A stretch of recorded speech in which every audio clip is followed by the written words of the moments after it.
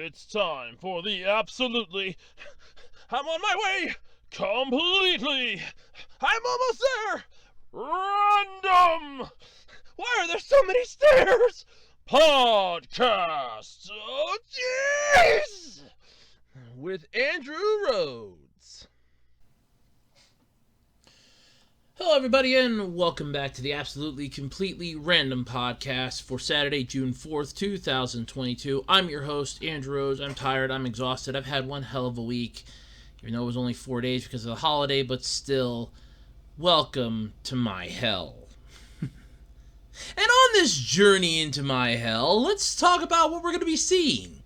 If you look to your left, I'm going to be talking about the newest way, or the newest portable gaming console to play emulated games. Seriously, this thing's pretty damn interesting. Over to your right, we have Speed Racer getting a live-action series with J.J. Abrams apparently at the helm. Directly in front of us, you will see more information on the Pokemon Scarlet and Violet games that are coming out, including a cute little pig that I agree would make a lovely sandwich. And I'm sure several other people would as well as the fact that, hey, guess what? There's a whole bunch of new stuff, including 2 different version professors and a 4-player co-op. Yay! And the last piece on our little trip here into hell before we get to the final destination. You remember the series that I talked about that looked like they were hamsters a-humping? Well, guess what? The hamsters are back a-humping! Pui Pui Molcar is once again revving up, I should say, for its 2nd season. So yes, the humping hamsters are back! All this and more this week on the Absolutely Completely Random Podcast. Before we get into this any further, I'm sure you know the song and dance by now, but let's just play along if you don't know the words at home.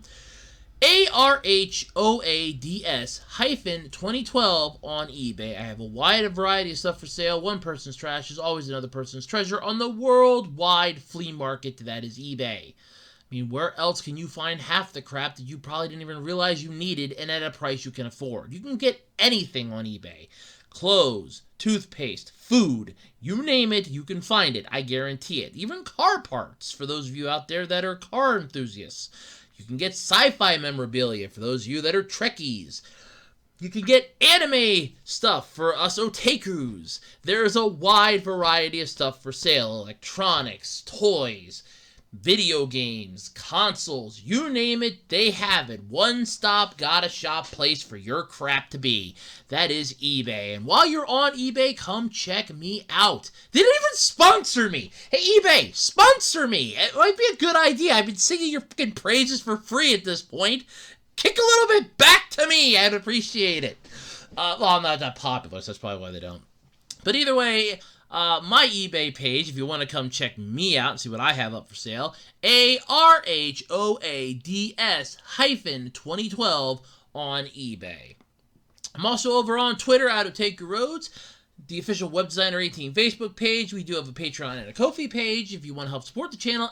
And don't forget, like, comment, subscribe, and nail that notification bell so you can be made aware of when new videos drop right here on the Web Designer 18 YouTube channel. Alright, so how did my week go? Well, last weekend, been Sunday and Monday, my mom went up to some friends of ours. I didn't go because I had a long week and I really wanted some alone time. And I got it twice because she ended up getting re-invited up then that Monday and I still didn't go.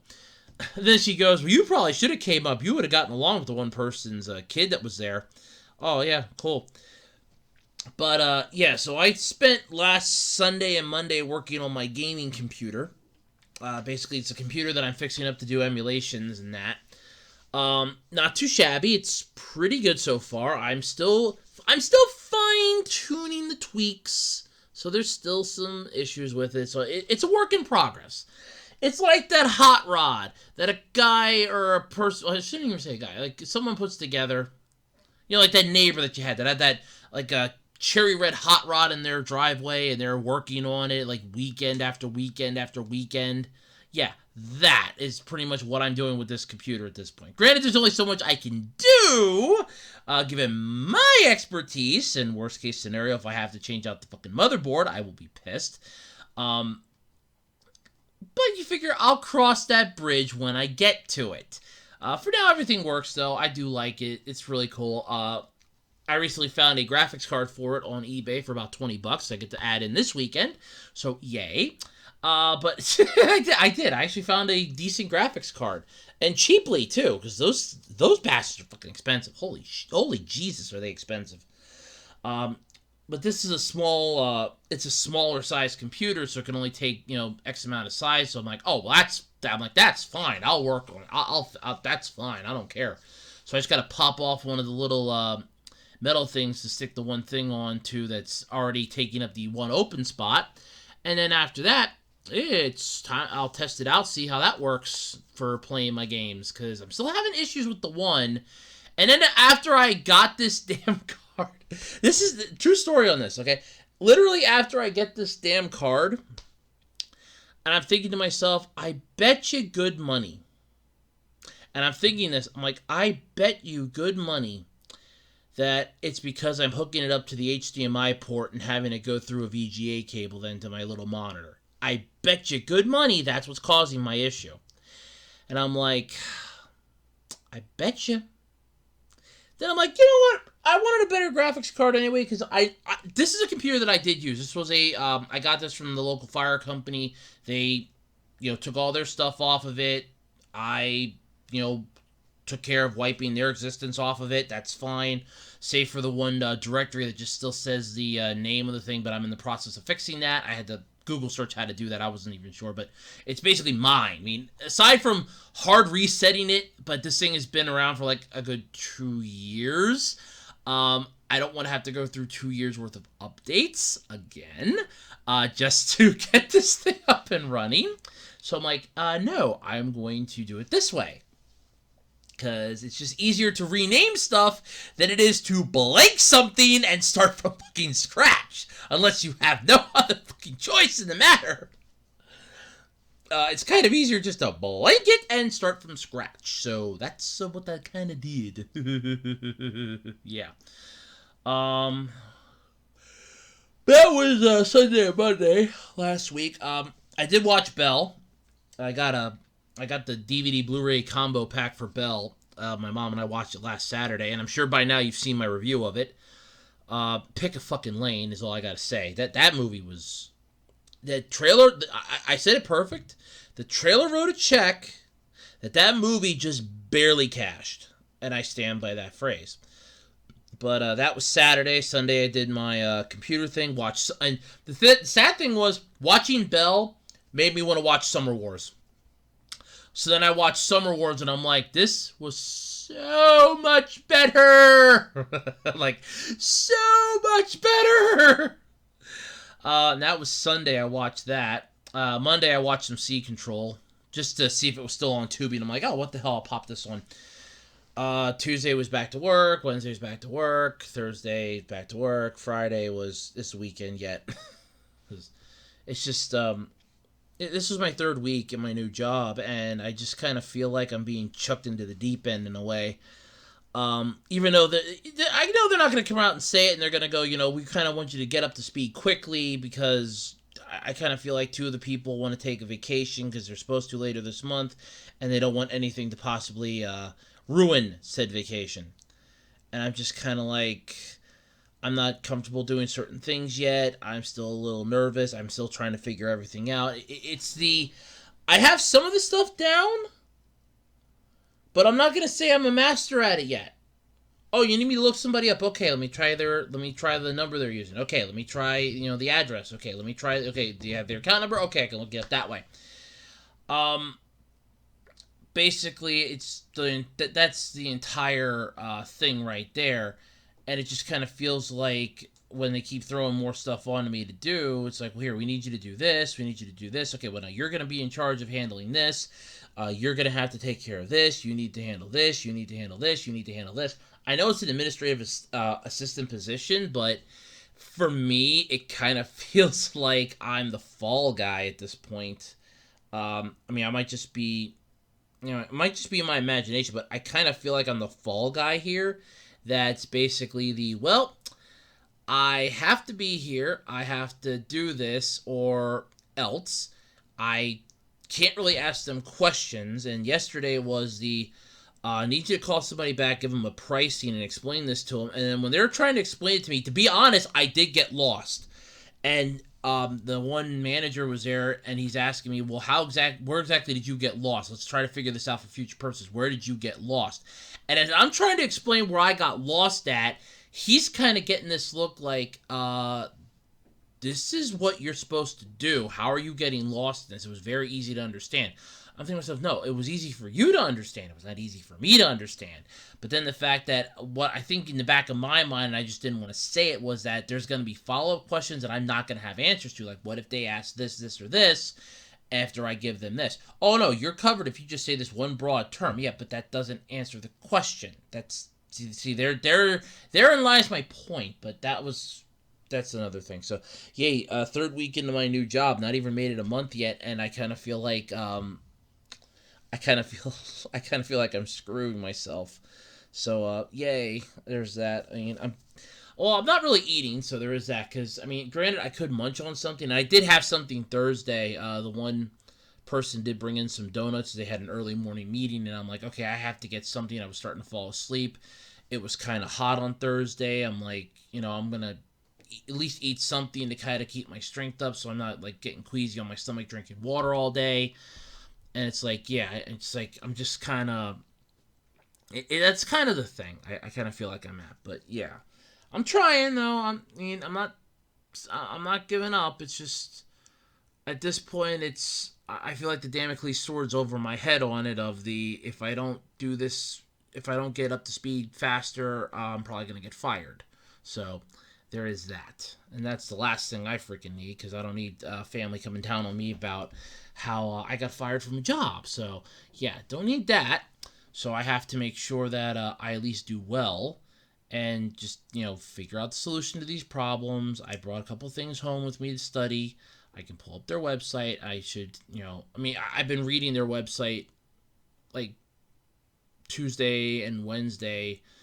I was practically reading their website word for word almost, and it's just like in the back of my mind, I'm like, there's only so much knowledge you can shove into a mind at one time.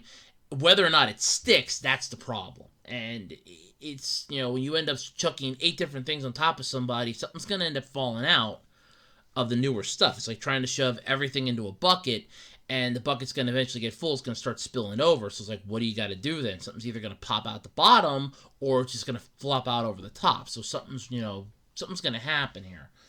But I'm trying, because there's nothing else I can do, because, yeah, there really isn't. So I'm trying, but if I seem out of it, this is why I'm saying this, though, because if I seem out of it during the podcasts, because I get up at 2:30 in the morning, so I can help do the stuff that I usually do for the local fire company early in the morning quick.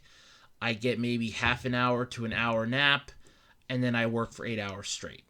And then I come home, I eat dinner, I get maybe an hour to myself to catch up on some stuff, and then it's right to bed. Because then I got to get up and do the whole thing all over again. I try to be asleep by like 8 o'clock.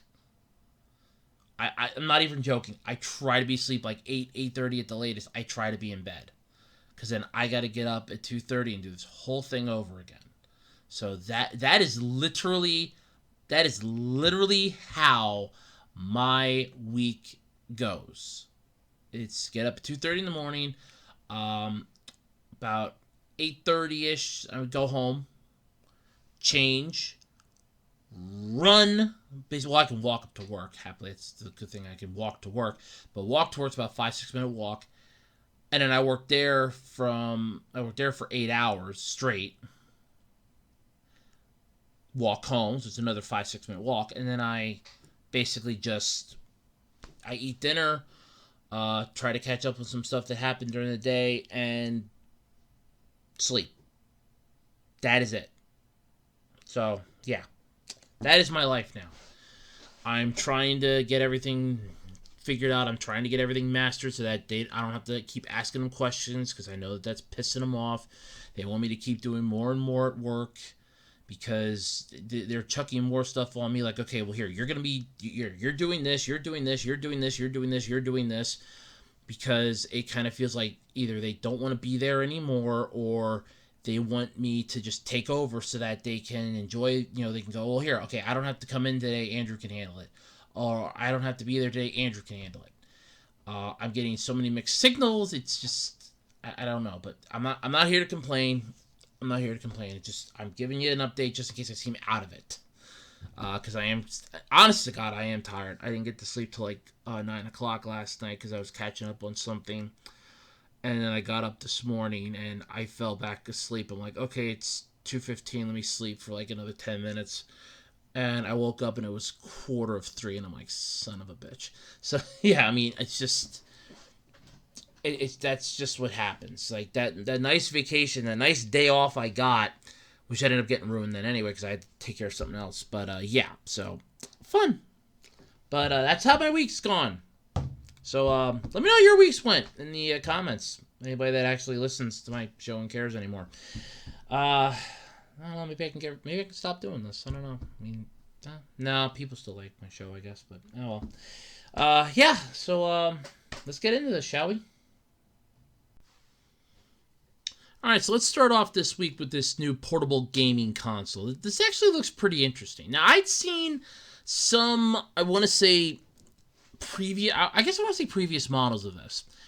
And they definitely looked impressive to me then. I think I saw one on ETA Prime. I think did one. That's the one I see does a lot of the emulation stuff. By the way, huge fan if you're listening. Probably not.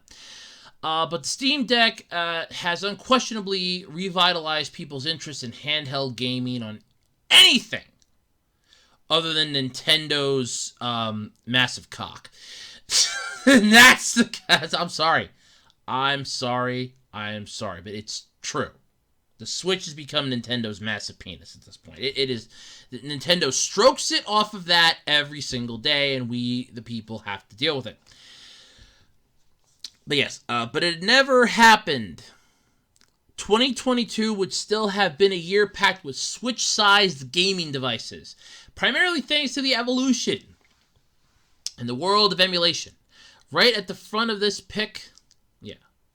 Right at the front of this is a new console. Creator AYN with its crowd-funded Odin handheld. And it is absolutely superb. By the way, that was right from the article. And I gotta admit, it is pretty cool looking. I do like the little Odin symbol. Looks like Thor's helmet with the little patch. So it's Thor Odinson in a way. This is pretty cool. I do like this. So yeah. The 2021 pitch was a 6-inch screen gaming device designed not only to run the latest AAA console and PC games, but rather one capable of emulating previous generations to a standard the EMU market was presently lacking. It certainly proved a popular notion. For $12,700, though, the crowdfunding target was blown way out of the water. Then off the planet entirely. Its total eventually reached over $3.6 million. Yes, Dr. Evil will be happy at this one. Jesus Christ. And then, in stark defiance of most crowdfunded gaming enterprises, the device actually started shipping out on fucking time. Wow! First off, let me just say this. Holy shit! It actually shipped out on time? They didn't just take your money and run? My God, you're not going to be on an episode of Kick Scammers! Oh, that's a miracle! You actually know how to do crowdfunding and not piss people off! It's so cool. The early purchasers have received their devices now. And we're lucky enough to have gotten their hands on one thanks to the very splendid Retro Dodo. By the way, this is from a Kotaku article, so they got their hands on one, who lent them theirs. So if you want one for your own, you're going to have to wait in line, though, until August. Yeah. This is pretty interesting. I do like the design of it. It almost looks like a Switch in a way, but it kind of seems like the Switch with a sort of 3DS feel to it. So it is pretty cool. USB Type-C charging port. There is a 3.5mm audio jack from the looks of it. You have a standard D-pad, 2 analog sticks, one on the left, one on the right, with right and left, button. Well, right and left trigger buttons, obviously. L1, L2, R1, R2, so obviously. It has an HDMI port, a TF card reader, volume control. It has a power switch, which that I do find impressive. A home button, start and selector down at the bottom underneath the D-pad. So it's obviously, the only thing you really got to worry about is if you're hitting the A, B, X, Y buttons, that you might accidentally hit the home button. But at the same time, I'm at least happy that they didn't shove the start and select buttons up top there, and you run the risk of hitting that by accident. And it looks like it's spaced pretty far apart that you should be good, so hopefully that works. But yeah, even as a mic. Come on, where else could you go wrong with that? Seriously, where else could you possibly go wrong with that? Don't think there's really any place. There are, in fact, different versions, though, of the Odin. The Lite, Base, and Pro. The Lite is significantly cheaper, but it's a less powerful machine, coming in at just under $200. It's hard to attest, though, how it holds up against some of the more strikingly impressive emulations of the Base and Pro, since they didn't use that one. But it's safe to say it would offer an extremely pretty way to play the games from N64 and backwards. So basically, it almost seems like, okay, so if you get the Lite version, it's pretty much N64 back to the beginning of time, basically, is that. Which makes sense. Their personal favorite, the RG351M, sorry. With much larger screen and an Android operating system. But they want to move on to the event, the Odin Base and Pro. So they got the 5.98-inch IPS LCD screen set within a machine that feels like a gorgeous love child of a Nintendo Switch and a Sony PSP. No. I would not. No. Why would you want Nintendo's precious system to be no? That's like no. I don't even want to come up with a euphemism for that, but I got to. It's just wrong. It almost feels like taking a prized horse and mating them with Tony the Pony. It doesn't work that way. Jesus Christ, no. Gorgeous love child of a Nintendo Switch and a Sony PSP. Oh God, no. Hell no. Holy shit, no. Oh God, no.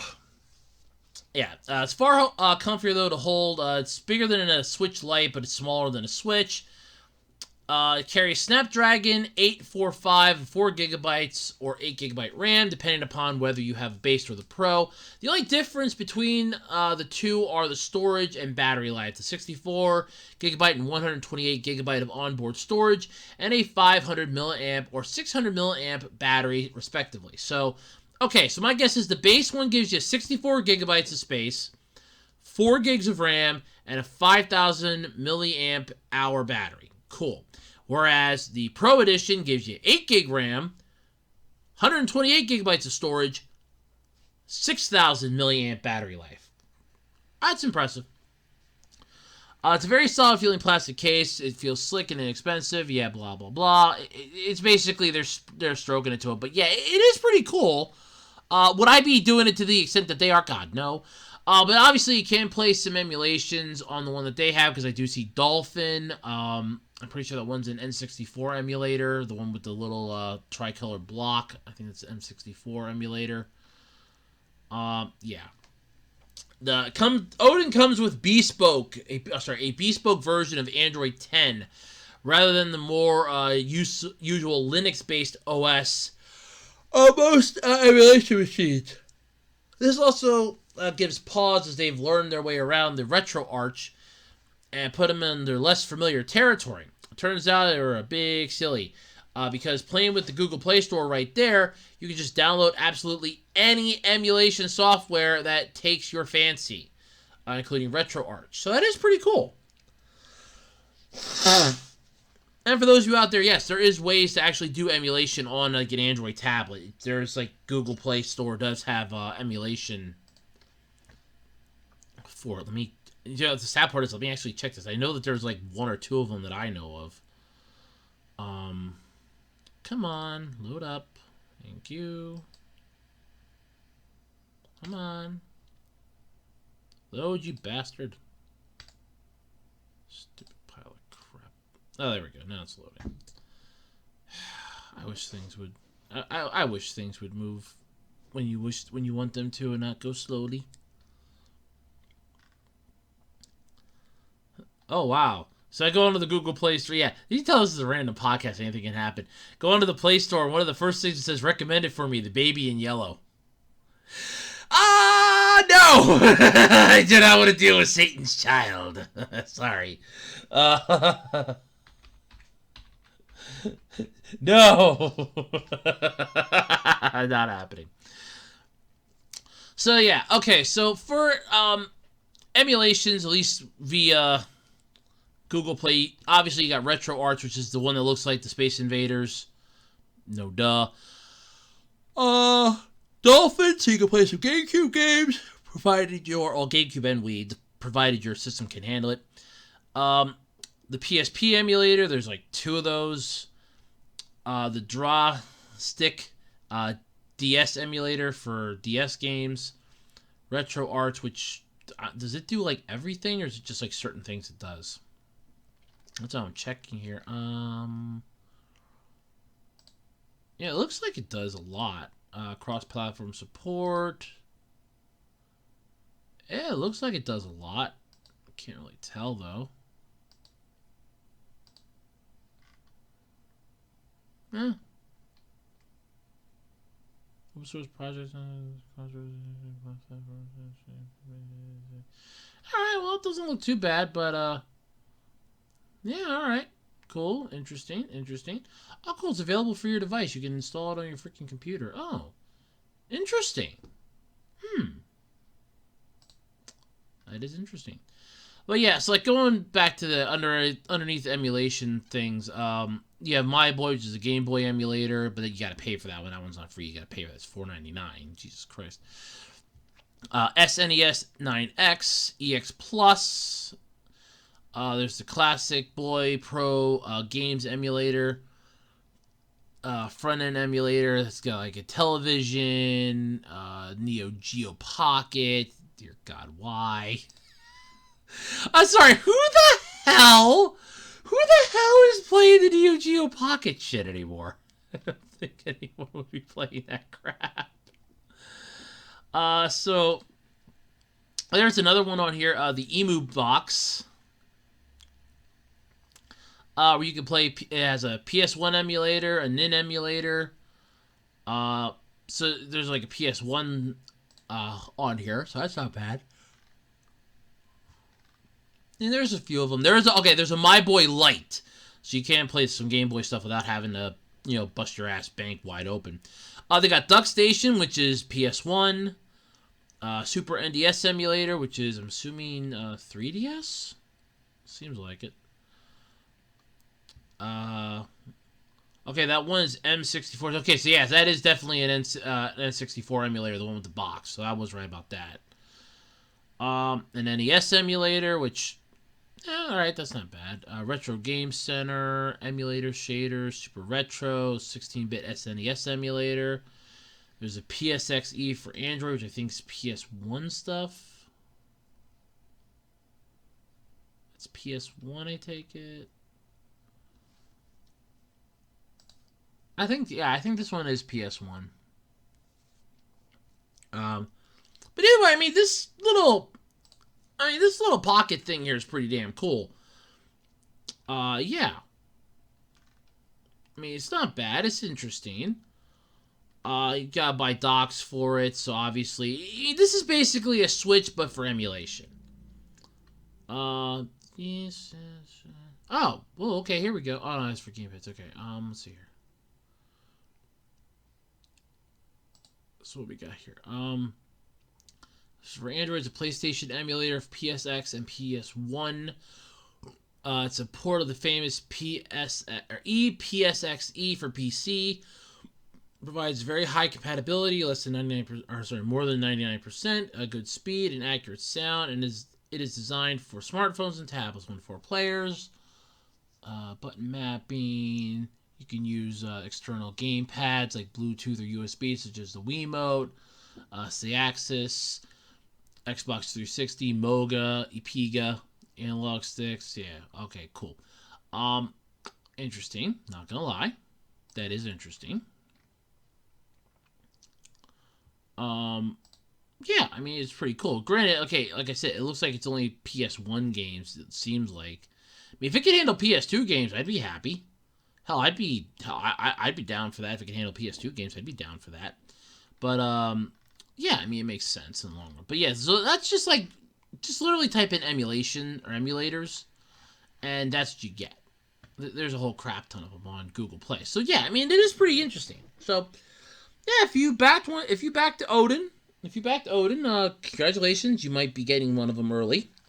If not, wait till August. It seems like a good way to go if you want like a decent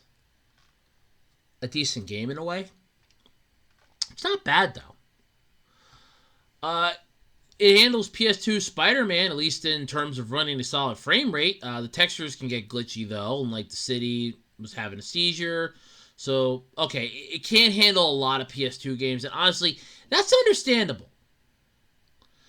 There was, couldn't handle Outrun 2006 on PS2. Yeah, the PSP version, though, ran sublimely well. So, it can't, and that's the thing, it can't handle everything, and that does make sense, because if you think about it, it's going to have the processing power and the graphics power to handle high-end PS2 games. That's like next to impossible to have it run those and expect it to work beautifully. It just won't. You're gonna have issues at some point down the road of, well, now this isn't working, or well, now this isn't working. Well, this isn't working. So stuff does change and make a difference in it, but still, it works for the long run. But yeah, check it out. Seems pretty interesting. So yeah, looks cool. Alright, so, who out there remember Speed Racer? Remember the fact that we had a live-action Speed Racer movie that kinda sucked? Well, it's getting a second live-action adaptation in America with a new set of people. The previous live-action adaptation, which came out in 2008, it was directed by the Wazowskis. Yeah. The same team behind the Matrix franchise. Or the Wachowskis, I guess, whatever. This time around, though, the live-action adaptation is going to be a series, not a movie, and it's going to be made by Apple with J.J. Abrams of Disney's Star Wars franchise working as an executive producer at this bad robot production company. Now, I had high hopes for this, and they all just got shot to hell. First off, it's an Apple TV series. J.J. Abrams of Disney's Star Wars franchise is going to be working on this as executive producer. I have no issue with Bad Robot Productions. I love their stuff. They do some good work, but good Lord, no! I had high hopes for this. I'm like, I was even telling my mom, I could see this working. I could see this working for a live-action adaptation. And now not so much. Yeah, now that I've seen this, no, now not so much. The co-showrunners, though, are Ron Fitzgerald and Hiram Martinez, who will also be writers and executive producers. If you take a look at Fitzgerald's background, he's worked on Perry Mason, the reboot, not the original, Westworld, Friday Night Lights, and Weeds. I'm going to say that again. I don't think me saying it one time is going to give it justification. So this person has worked on, so their credits that they have to their name are the reboot of Perry Mason. I just want to let that one sink in for a minute. Anybody out there under 50 that knows who Perry Mason is? Sorry, phrase that again. No, I'm gonna go with under 50. I'll go with under 50. If you're under 30, you at least know who Matlock is. Okay, so you got 30. Anybody under 30, like 30 to 35, anybody under that range, there's a good chance you know who Perry Mason. There's a good chance you don't know who Perry Mason is. If you're 30, you probably know. If you're 35, you definitely probably know. If you're younger than that, you haven't got a fucking clue who Perry Mason is. He was a lawyer. I didn't even know they made a fucking reboot. Dear Lord, I didn't know that. But it's the reboot of Perry Mason, Westworld, Friday Night Lights, and Weeds.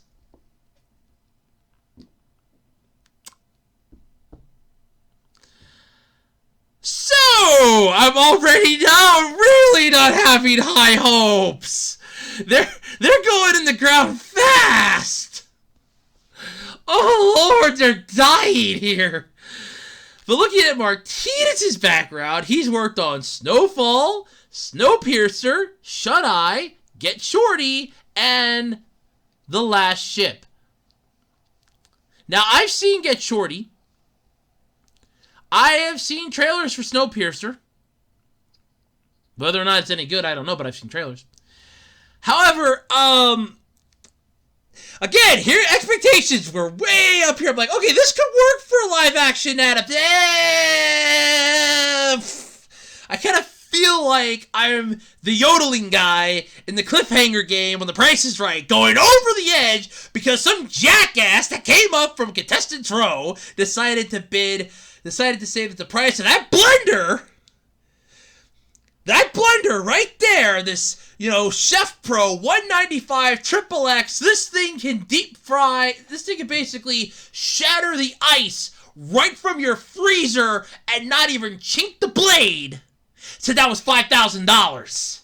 And there goes the yodeling guy, just going up this hillside like, you bastard, I'm going to... Ah! That's where my expectations are falling right now. That's the sound it's making. Ah! That's my expectations. That's where our expectations are now.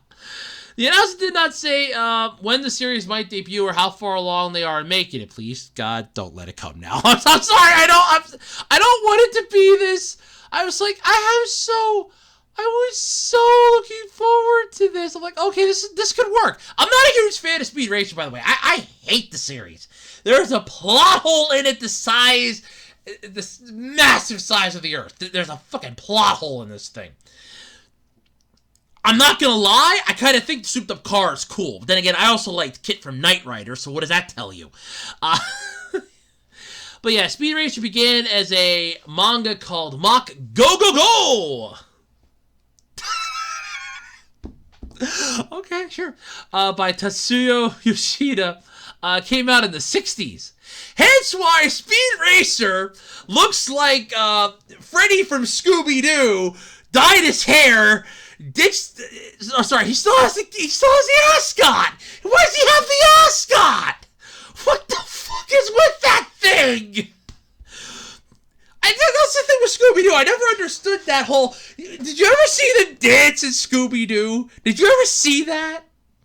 And it's no fun. They're dancing like they're having a fucking seizure. It's like, that's dancing. I mean, granted, okay, I can't dance for shit. Even my little stuff that I bust a move with is kind of crappy. But at least I'm not, snapping my fingers and whipping my head back and forth like I'm trying to get fucking whiplash at a fucking barnyard dance. It's like, what the hell type of... Seriously, pause this video right now. Pause this. YouTube up Scooby-Doo dancing. Okay, for the original Scooby... Watch that! Wait, hold on. Let me see if I can even pull that up. It is just... When you watch that, you're like, what the hell? It's like they're whipping their heads back and forth like, yeah, let's do this. Yeah, it's the fucking 60s. I get it, it's the 60s. You got Freddy, who's basically... Well, what do you want to call Freddy? Screwed up? Messed up? What the hell is he? I don't know. Nobody knows the hell Freddy. What the hell is Freddy? Does Freddy even know what Freddy is? No, I didn't think Freddy knew what Freddy was. Nobody knows what Freddy is. Even Freddy doesn't know what Freddy is. I mean, it's scary, but Freddy doesn't even know what Freddy is. All right, let me see this. Let's see. Oh, why?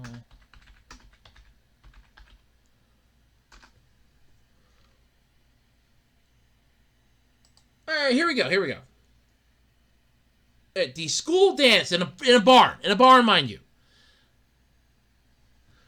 Yeah, what the hell is this dancing? Jesus Christ!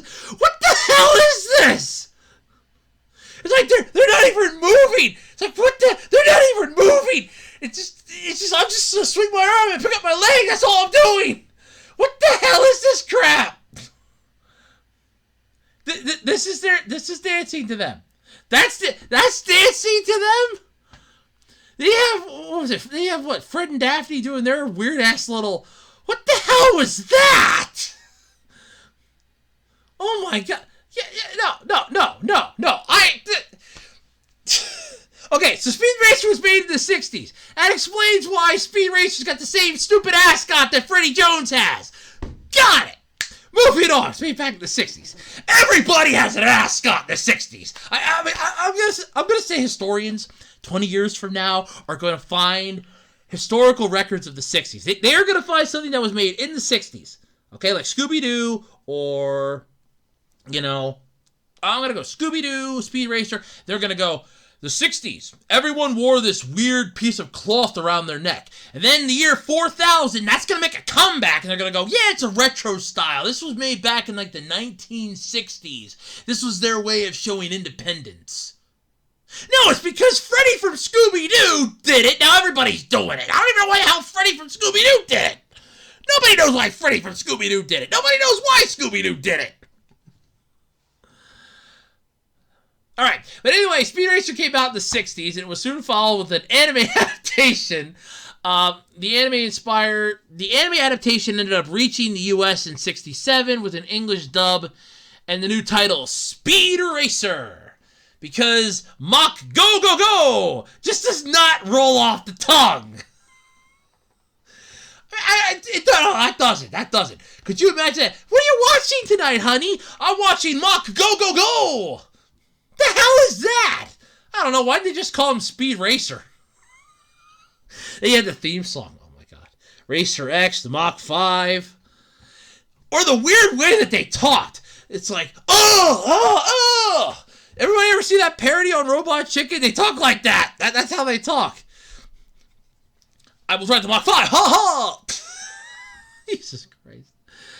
But here's how Funimation describes this anime series for those of you that have never seen it. I don't know why. No, I would say I don't know how, but in all honesty, I think I do, because I don't think anybody knows that Speed Racer exists or thinks it was a fever dream. Surprise! Wasn't a fever dream! Speed Racer is an 18-year-old boy who dreams of driving his car, the incredible Mach 5, in professional races around the world. When the going gets tough and meddling crooks keep him from the finish line, he always finds a way to make it through. Join Trixie, Pops, Sprite, Chim Chim, and the whole gang as they root for speed in the most nail-biting, death-defying races in history.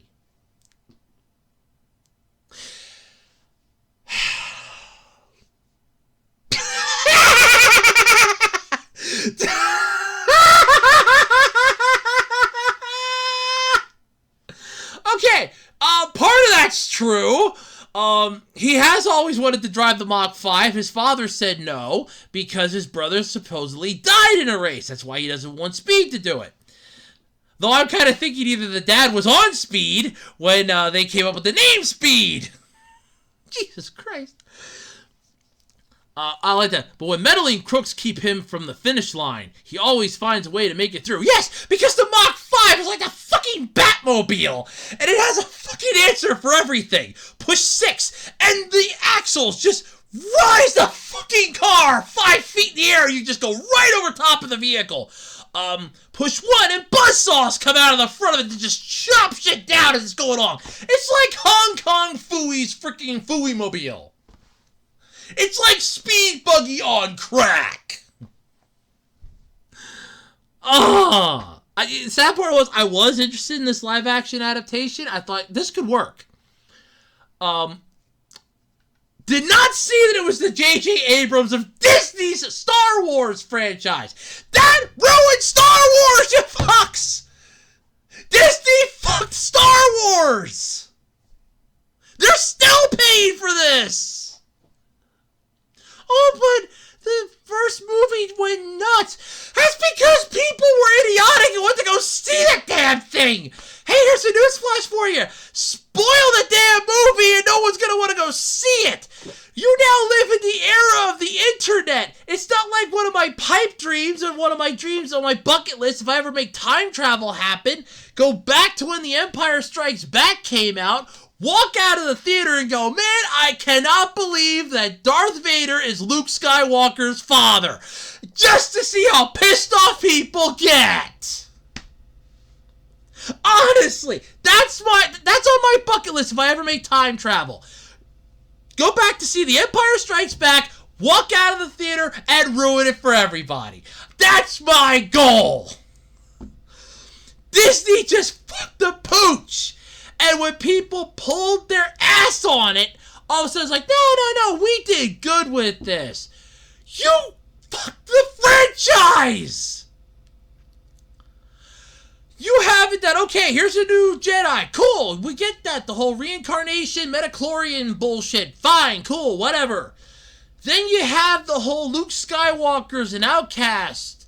Then he comes back. Then he dies. Okay. And where the hell was any of this before this happened? I have no idea. Nobody does. Because it's magic. Oh, I know. I question the world sometimes around me. I question people, places, and things. And Star Wars with Disney was a horrible idea. So yes, I had high hopes for this. Not anymore, especially when you see who the co-producers are in this. The co-showrunners, who are also going to be writers and executive producers. No, you got a Perry Mason reboot, Westworld, Friday Night Lights, and Weeds.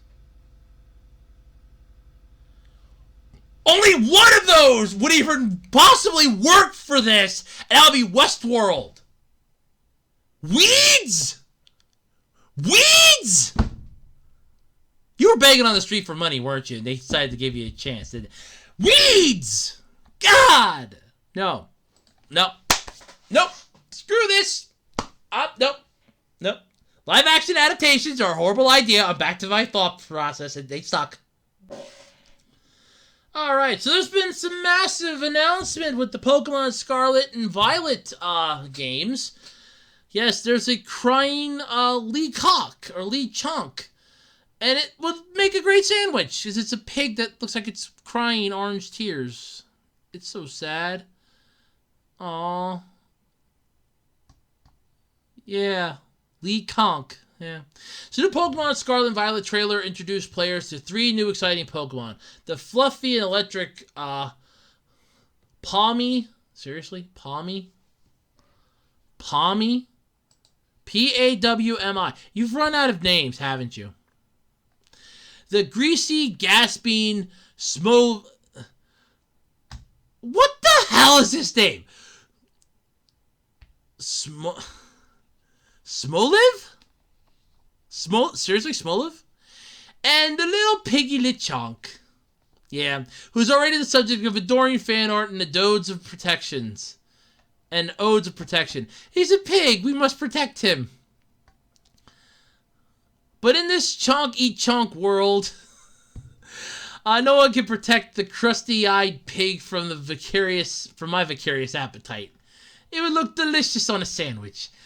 I really hate to say this. It kind of would. It is big. And I'm not even a fan of pork. I can't digest ham. Yes, it would make... yes! It does look like it would make a very delicious sandwich. Or at least a very delicious meal. Watch it evolve into like this massive warthog. God, that'd be scary. Be like, you wanted to eat me! No, I wanted to eat with you! I didn't want to eat you! I wanted to eat with you! Oh, good. Yeah, but can't you see, Lechonk is delicious. The Pokemon Scarlet and Violet looks like it's set in a fantasy version of the Iberian Peninsula. Some people have already noted that the new starters, Smove and Lechonk, parallel real Iberian delicacies, green olives and black Iberian pigs. But the Pokemon Company discourages us from devouring Smoliv, which somehow weighs 14.3 pounds. Potentially implying that it has 14 pounds of bones. Apparently it produces a very strong, bitter taste that is not suitable for consumption. Dear Game Freak, when was it that you thought the gamers were going to be eating Pikachus? I'm sorry, where in the vast history of Pokemon have we ever considered going to town on delicacy of Pokemon? Here, I'm gonna go get some Persian a la King. No, I'm sorry, some Farfetch'd a la King, some Ducklet a la King. I'm going to go and... Oh, what was that one flying? I'm going to go get some Moltres Hot Wings. I don't ever remember us wanting to eat the Pokemon. Save for Vanillix, because it's a fucking ice cream cone. You've run out of... Yeah, okay, grasping at straws here. Come on, Game Freak. But they understand completely. The Pokemon Company, you're telling them that they have no choice but to shave off Lechonk's heavy flesh and sacrifice its snout for the good of the people. But it's so beautiful. Its oversized nostrils represent the sublime. And its small pink feet, so bare, yet able to hold up its round body, represent the delicate strength of all nature. Yes. However, it's called bitter. I'll catch the pig, you get the deep fryer ready. I'll catch the pig, you get the deep fryer ready, we'll stick it right in that baby. Wait, screw the deep fryer. Charmander! Flamethrower its ass! Come on. Yeah, so Lechonk's namesake and its destiny. Lechonk wouldn't know what it was if it wasn't being slaughtered, deboned, and roasted over a fire until its skin turned golden brown. Why are we now eating Pokemon? When did we get to the point where we're now eating Pokemon? That makes me want to protect Pikachu even more. I'm sorry. This is mine, okay? You're not eating my friend. Okay, he keeps my gaming system charged up, and he gets to watch TV with me while it's plugged in if we have a storm outage. You are not eating Pikachu. Why do people want to eat Pokemon? Jesus Christ. We've gone full circle. As it waits for death, the wobbly, normal-type Pokemon spends its time flirting with it, using its aroma veil and gluttony abilities to bravely face dangerous opponents. You see, the young pig revels in its noble fate. You're seriously talking about eating a pig? My God! Though there's one problem, though. The Pokemon Company writes on its website that while Lechonk has a taste-enhancing diet of fragrant wild grass and berries, its seemingly tubby body is pure muscle, built by consistently walking around in search for food. Aww. It'll never be reduced to a succulent, terrible meat like the milk-fed pigs that made Leechin, nor could it ever be carefully cut into buttery slices. Oh, yeah, come on. Yeah. Yeah, no. Good Lord. I like the one comment. What was the point of this article? How to eat Pokemon 101. Listen, welcome to Andrew's Cooking Channel. Tonight we're going to show you how to prepare Pokemon. So come on and watch with me, will ya? Tonight I'm making Moltres hot wings. First, get yourself a Moltres. This legendary bird usually likes to hide out on a volcanic island somewhere near Cinnabar, and it's quite impressive, by the way. Now, excuse me for a second. Moltres, come here. That's a good bird. I do love you. You know that. Okay, now that you snapped the neck of your Moltres, now it's real easy to debone it. Take all the fire feathers off. Hold on to those. They're very, very, very popular building material for pillows and other things that can net you close to 18,000 Pokédollars for every 10 you use. Seriously. And this thing's got about 5 million on them, so you are going to be making bang way over your buck. Now, simply deskin your Moltres, stick it into the deep fryer, make sure it's at 350 degrees, and that the oil is bubbling hot. And as you see, it's already cooking the Moltres quite well. Now, I know I said we were making Moltres wings, but hey, let's face it, this thing doesn't have much in the way of wings. Oh wait, yes it does, and I've already prepared them over here. This is tomorrow's dinner, the massive Moltres bird. These are the wings right here. Very succulent, very beautiful. The meat on these things, it is so crispy and beautiful and tasty. So we've now got the cooking Pokemon. Great. That's wonderful. But in other Pokemon-related news, so Scarlet and Violet, besides giving us a new thing that people can now swoon over and drool because they want to eat him, they have another thing that they can now drool over. Apparently we now have some hot professors. Okay, and this is an interesting question here, but why? So Pokemon Scarlet and Violet are going to have different version professors and a 4-player co-op. Yeah. So Pokemon Company announced the release date for Pokemon Scarlet and Pokemon Violet. The games are out for November Switch. Wow! For November Switch! It should be the Nintendo Switch. Wow, Kotaku, you can't even, wow! Do you not have anybody there that can spell check? I think Grammarly would have caught that. Maybe no, Grammarly wouldn't have. I would have thought November. Games are out for the Nintendo, not November, Nintendo Switch on November 18th. Who called it? I said November. It'll come out in time for the holiday rush. Wait, when is November 18th? I called it. I fucking called it. 18th. 1 week before Black Friday, ladies and gentlemen, I rest my case. I said it would come out right around time for the holiday shopping season. Right, either on Black Friday or before. I was right. Holy crap, I was right. I was right. Beautiful. See a new trailer featuring something entirely new for the series. Not one, but 2 different professors depending on which version you pick. So I'm assuming Violet's going to have the guy professor and Scarlet's going to have the female one. Why do you say that, Andrew? Oh, going off of their pictures, I'm going to venture a good guess here. But let's read further. So first announced back in February, Scarlet and Violet are the next mainline entries in the Pokemon franchise. Because Game Freak isn't content with just making DLC. They know they fucked up if they just want to keep doing that. Yeah. The first since 2019 Sword and Shield.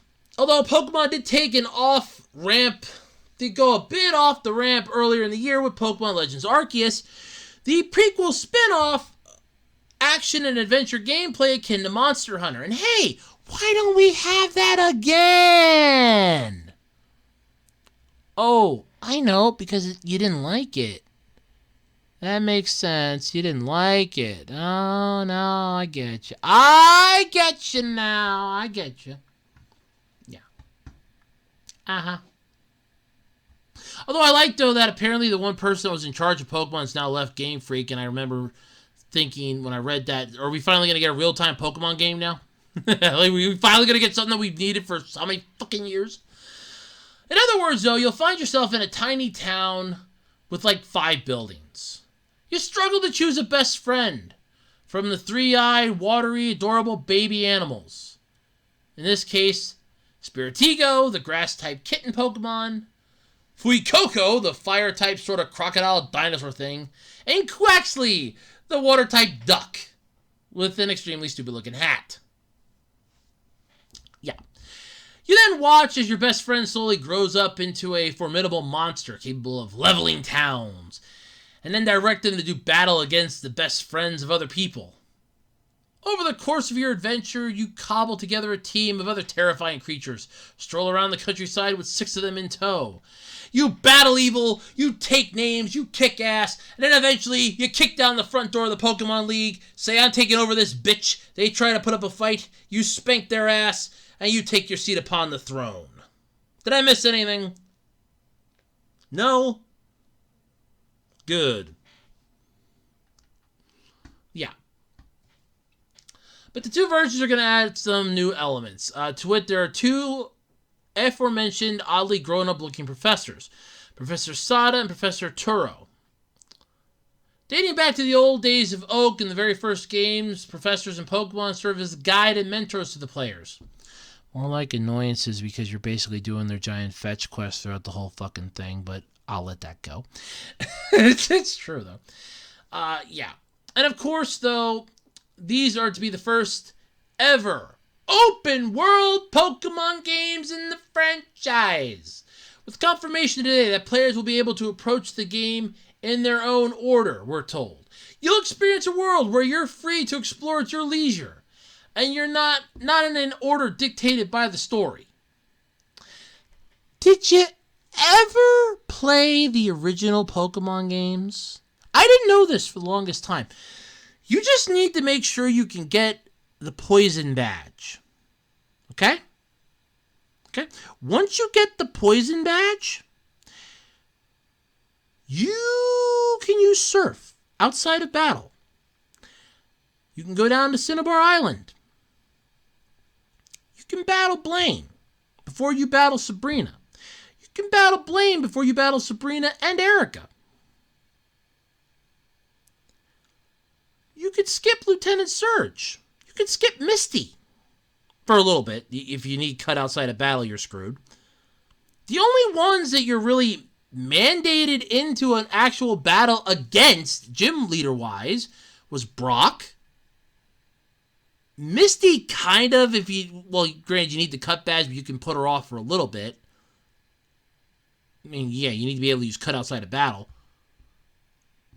Koga, because you need his badge to use Surf outside of battle. And Giovanni, because you can't battle him till you've beaten all other gym leaders. So there's at least like 4 of them that you have to battle. You have no choice. One of them is kind of, I could put it off for a little bit, but not indefinitely. But there's at least 3 that you need to battle right away. You're not forced into anything. Some of the later games, yeah, they kind of give you a little linear path, but it's not like you can't just up and, oh, I don't feel like going to this town, I'm going to double back and search, this town for a little more stuff, or I'm going to go do this for a little bit. You're not mandated to follow the linear story path ad infinitum. Hell, take a good look at Pokemon. I'll actually use Ruby and Sapphire, because I started with Sapphire. That was my first Pokemon game. You can actually, and I'm not even joking about this, okay? You can actually go, now great, you have to beat the first gym. You can completely skip Brawly's gym for the longest fucking time. All you need that for is for Flash outside of battle. You can double back to him after you get Surf. I mean, you gotta stop there to give Steven Stone the letter, but you can find your way through the cave. It's not that difficult. Give him the letter, use the Pokemon Center, and get the hell out of Dodge, and then come back when you know Fly. Or come back when you know Surf. You have to beat the Electric Gym. I can't think of the name of the guy. I want to say Wallace, I think. But you got to beat his gym because you need to be able to smash rocks outside of battle. You need to be able to beat the flying gym leader so you can use fly outside of battle. You need to get 5 gym badges so you can beat Norman. So you can even challenge Norman, but you don't have to do them in any particular order. At least, not the way I see it. There are little ways around shit. But sure. Alright, open world game. Got it. Uh-huh. Yeah. Recent, though, the mainline Pokemon games have taken place in fictional realms based on regions like France and the United Kingdom, moving somewhat away from the Japan-inspired worlds of the earlier entries. Some fans believe Scarlet and Violet are inspired by Spain and Portugal. Footage released so far bears strong geographical and architectural resemblances to the Iberian Peninsula. Scarlet and Violet also appear to feature 4-player co-op in the trailer. One NPC says, if you connect with friends, you can head out on adventures together. Up to 4 of you at a time. So, let me just ask this. We can't have a real-time Pokemon game. Okay? Something that I kind of feel like when the DS came out, and we got Pokemon Pearl and Pokemon Diamond, and then Platinum, and then Black and White, Black 2 and White 2. I kind of feel like, because we had 4 buttons, okay? 4 buttons. We could have had a real-time Pokemon game. When the 3DS came out, we could have had a real-time Pokemon game. When the Switch came out and you moved all your shit to that basket, we could have had a real-time game. Instead it was no national decks. We can't put all the Pokemon in there, but yet you still have data for them all in there, you lying bastards. Can't do this or that. Everything has to come in via Pokemon Home, which you need to pay for. DLCs. But yet, can't have a real-time game. But now you can have 4 players at one time. While that's cool, unless all 4 of those people are battling the same Pokemon and all 4 of them can catch that same Pokemon, you're going to have some pissed off people. Not rocket science. Yeah. The trailer wrapped up, though, with a pre-rendered cinematic panning over the 2 version-specific legendary Pokemon. This brought up another thing throughout the internet this week with the whole, they look like motorcycles.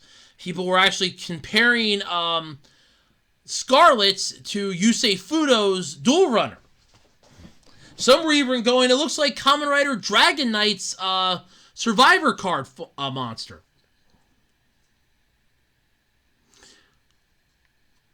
There were even ones that were pulling... Apparently, I actually didn't realize that there were some Yu-Gi-Oh cards like this. There's like, look, this looks like this Yu-Gi-Oh card. And the blue one looks like this Yu-Gi-Oh card.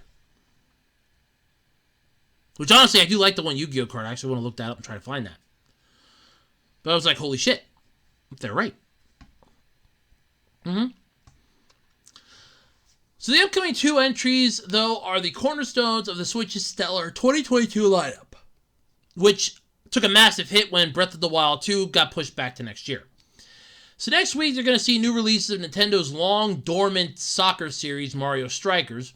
That's followed 2 weeks later by Fire Emblem Warriors 3 Hopes, a Musou spin-off of Fire Emblem. The month will offer Xenoblade Chronicles 3, an RPG that's destined to gobble up at least 400 billion hours of your backlog. And in September, Nintendo will unleash Splatoon 3, the latest entry into the PG rated of all the multiplayer shooters. And that's to say nothing of the major games that have been announced but don't yet have release dates, like Bayonetta 3. Look, I said it once, I'll say it again, and again, and again, and again, and again. When they came out with Sword and Shield, they fucked the franchise. The entire concept of Pokemon was that they were pocket monsters. I know you can put a Switch in your pocket. I know there are people out there that put Switches in their pockets. The whole concept was pocket monsters. Gotta catch 'em all. It was drilled into our heads. I like new mechanics. I like the fact that with the black and white games, we had little animations for the Pokemon while they were, battling. That was pretty cool, where they're like moving around a little bit, like they actually have a bit of life to them. That was cool. Because then as they get injured, it gets slower, like, I'm really getting weaker. That was cool. I like that. What bothers me is how they've taken the franchise since. Why do you think I'm still in the Unova region? I like that region. I would call that region home. But you don't do Mega Evolutions. No, I don't do Mega Evolutions. I didn't go to that new generation. Though I do like the fan games where they have every single Pokemon, which Game Freak couldn't do, but yet fans could. Every single Pokemon in the fucking game, including Mega Evolutions. Z-moves. Need I fucking say more? I rest my case, Your Honor. The game might be a massive, massive, massive download. It's a fan-made game, so it's not official. But it gives you what you've always wanted. The styling of Pokemon, the convenience of Pokemon, and everything that you wanted from Pokemon, all at your fingertips. And not having to be, technically, if you can get that onto an old chintzy phone or something, you would have pocket monsters once again. I rest my case. Either way, we get 2 new professors. I don't care anymore. Do it. Game Freak's gonna fuck this franchise to hell and back, and in all honesty, they're doing a damn good job of it. Pokemon died when Sword and Shield came out. When the DLCs dropped, it was even worse. Because I was right. I want that on the record. I was right. Alright, so who out there remembers the hamsters a-humpin'? Because I do. Yeah, Pui Pui Molcar, the stop-motion series is revving up for its 2nd season. Yes, I remember talking about this. It's the hamsters a-humpin'. Yep, they're back once again. So created by Tomoki Misato, who also directs, writes, and storyboards the series. Yeah. The stop-motion animated delight known as Pui Pui Molcar is about to return for more. A 2nd season was officially announced for the series, which is set to rev up its fluffy little engine sometime this fall. Yeah. Oh, God. The 1st season is currently available to stream via Netflix, which sums it up succinctly. They're guinea pigs, and they're cars. The fuzzy and adorable Molcars have lots of fun adventures in this delightful stop-motion animation. They're hamsters a-humpin'. I'm sorry. They're literally literally driving over. They have their wheels, and they're not even using the wheels. They're walking on the wheels. They're literally walking with their wheels. They were walking right over other of these. So they're hamsters a-humping. They're guinea pigs. They're hamsters a-humping. There's a conga line. Oh my God. There's a conga line. A conga line. A conga line. Are you serious? There's a fucking conga line. There's a conga line, and it literally looks like the red car, the red guinea pig hamster car thing is trying to hump the other one. Oh my God, it's a fucking conga orgy line. I knew. This is what they're showing children. I knew it. You can pull the video up. It's in the tweet in the article. You just hit the play button. Oh my God. Then they give you like a little scene near the end of it of how they make it. Okay, it is stop motion. Yeah, I get it. That is pretty cool. And it does take a lot of stuff to do stop motion, but they're hamsters. They're humping hamsters. I'm sorry. You ever show me a guinea pig? The first thing I'm going to think, because I have seen this shit happen. You can thank the internet. You can thank other people for putting their crap up on Facebook. Look, the pet that I gave my kid. Funny animal videos. Got my daughter this wonderful hamster and a friend so it wouldn't be lonely while she was at school. And that way she had 2 friends to play with when she came home. My security camera caught him humping. Seriously.